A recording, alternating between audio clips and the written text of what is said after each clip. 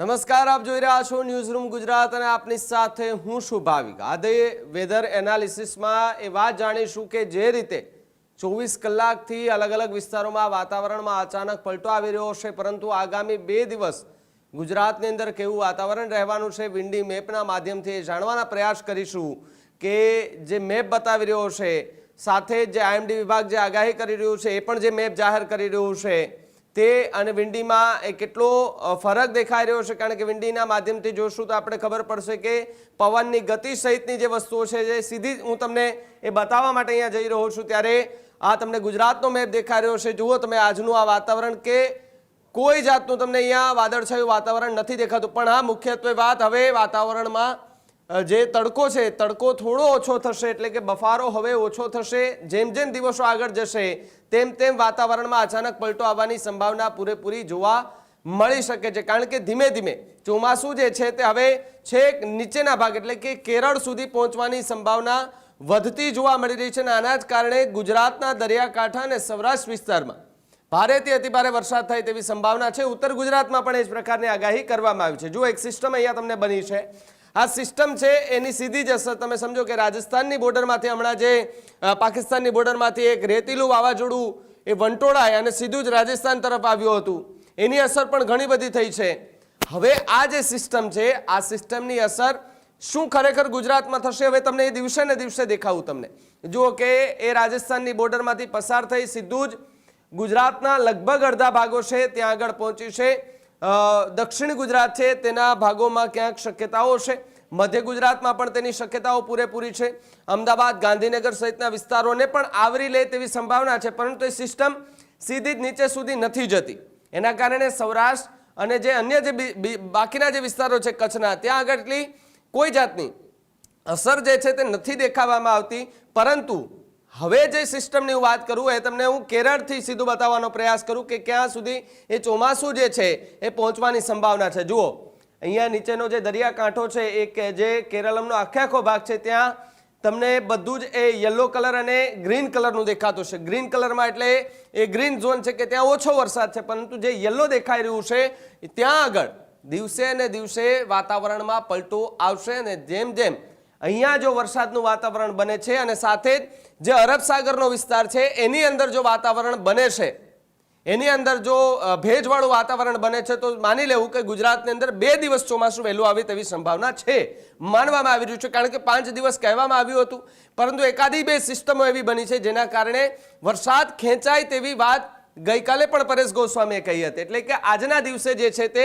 તમને આ જે આખી જે કેરળની જે આખો વિસ્તાર છે હવે તમને એ સમજાતો હશે કે અહીંયાથી તમે આ કેરળમાંથી જુઓ કે અહીંયાથી આ કેરળના લગભગ ભાગોમાંથી જે વરસાદી સિસ્ટમ બની છે એ ત્યાંને ત્યાં જો સ્થિર રહે અને મુંબઈ સુધી પહોંચવામાં વાર લાગે તો ગુજરાતમાં પણ પહોંચતા વાર લાગશે। મુંબઈમાં કેટલી તારીખ સુધીમાં પહોંચે છે? જો મુંબઈમાં 15 તારીખ સુધીમાં આ વરસાદ પહોંચે છે, સમજી લે કે અહીંયાથી આ ચોમાસું ચાલુ થયું ધીમે ધીમે ધીમે ધીમે કરતું જો અહીંયા સુધી આવે છે ને મુંબઈમાં એ 15 તારીખ સુધીમાં પહોંચી જાય છે તો પછી એ ગુજરાતના દરિયાકાંઠે આવતા એમને વાર નહીં લાગે, માત્ર ને માત્ર 4 દિવસ જેવો સમય લાગે છે। કારણ કે મહારાષ્ટ્રના વાતાવરણમાં પલટો આવતાની સાથે જ ગુજરાતના વાતાવરણમાં આવશે। એટલે કે અત્યારે તમને આ મેપ જે આખો ખાલી ખમ દેખાઈ રહ્યો છે લગભગ આપણે એવું માની લઈએ કે 15 તારીખ પછી જે મેપ ગુજરાતનો છે ગુજરાતના મેપ ઉપર વાદળા વીજળીના કડાકા ભડકાના નિશાન જોવા મળી શકે છે। જેમ ગયા વર્ષે આપણે જે તમને વિન્ડીના માધ્યમથી અમે લગાતાર વેધર અપડેટ આપી રહ્યા હતા એ જ રીતે આ વખતે પણ અમે તમને આપીશું ક્યાં કેટલો વરસાદ પડે તેની સંભાવના એ જોવા મળી શકે છે। ત્યારે હવે 4 તારીખની અંદર 4 તારીખની મેં તમને આ સિસ્ટમની વાત કરી। જુઓ તમને 4 તારીખની આ સિસ્ટમમાં લગભગ વિસ્તારોને આવરે તેવી સંભાવના છે। તમને જુઓ આ જે વીજળીના નિશાનો નાના નાના દેખાતા હશે, ગ્રીન ઝોન છે, યલો ઝોન છે અને બ્લુ ઝોન છે। બ્લુ ઝોન મતલબ કે ત્યાં કોઈ પણ જાતનો વરસાદની કોઈ આગાહી નથી કરવામાં આવી। ગ્રીન ઝોનમાં છૂટાછવાયા વરસાદ થાય તેવી સંભાવના છે। યલો ઝોન છે ત્યાં 40 થી 45 કિલોમીટર પ્રતિ કલાકની ઝડપે પવન ફૂંકાય તેવી શક્યતા, એની સાથે સાથે ઝાપટા પડે તેવી સંભાવના છે અને ઝાપટા નાના ન હોઈ શકે, લગભગ 1 થી 1.5 ઇંચ જેટલો વરસાદ થાય તેવી સંભાવના જોવા મળી રહી છે। પરંતુ જે હાલ પ્રમાણે મેપ દેખાઈ રહ્યો છે એ ખાલી આપણે એક પ્રતિકાત્મક રીતે આપણે જોઈએ તો, પરંતુ જો વાતાવરણમાં કોઈ ચેન્જ આવે છે તો આ મેપની સિસ્ટમ જે છે તે પણ આખી ચેન્જ થઈ જાય છે, આખી બદલી શકે છે। આ તો અત્યારે જે સિસ્ટમ બની રહી છે એ તમને AMD અને જે વિન્ડી છે તે બતાવી રહી છે. જેમ જેમ આગળ વધશે તેમ તેમ એ સિસ્ટમ સીધી જ અલગ દિશામાં જે છે તે જતી દેખાશે. અને આ જો સિસ્ટમ સીધી નીચે સુધી જાય છે, એટલે કે નીચે સુધી જાય અને જો વધુ મજબૂત બને છે તો ચોમાસું સારું રહેવાની સંભાવના છે. પરંતુ અરબ સાગરની અંદર સાથે સાથે અલ નીનોની જે સિસ્ટમની વાત કરવામાં આવી છે કે જો અલ નીનો બને છે તો પછી અહીંયાથી જે આ ઉદ્ભવેલું જો આખું વાતાવરણ છે એને ગુજરાત સહિત રાજસ્થાન અને અલગ અલગ વિસ્તારોમાં પહોંચવામાં થોડી વાર લાગી શકે છે, અથવા તો ભારેથી અતિભારે વરસાદ પડે તેવી સંભાવનાઓ હાલ તો જોવા મળી રહી છે.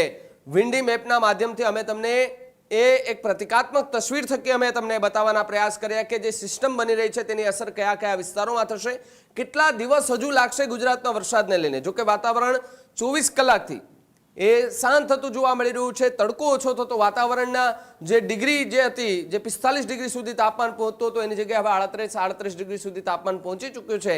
આના જ કારણે લોકો ગરમીમાંથી પણ એક રાહતનો શ્વાસ લેતા જોવા મળ્યા, રાહત મળતી જોવા મળી રહી છે. ત્યારે હવે જોવાનું રહ્યું કે આ સિસ્ટમ જે બતાવી રહ્યું છે તેની અસર કેટલા વિસ્તારોમાં થાય છે. તમારી આસપાસ કેવું વાતાવરણ છે અમારા ડિજિટલ પ્લેટફોર્મ પર જઈને કમેન્ટમાં ખાસ લખજો અને જોતા રહેજો ન્યૂઝરૂમ ગુજરાત. નમસ્કાર.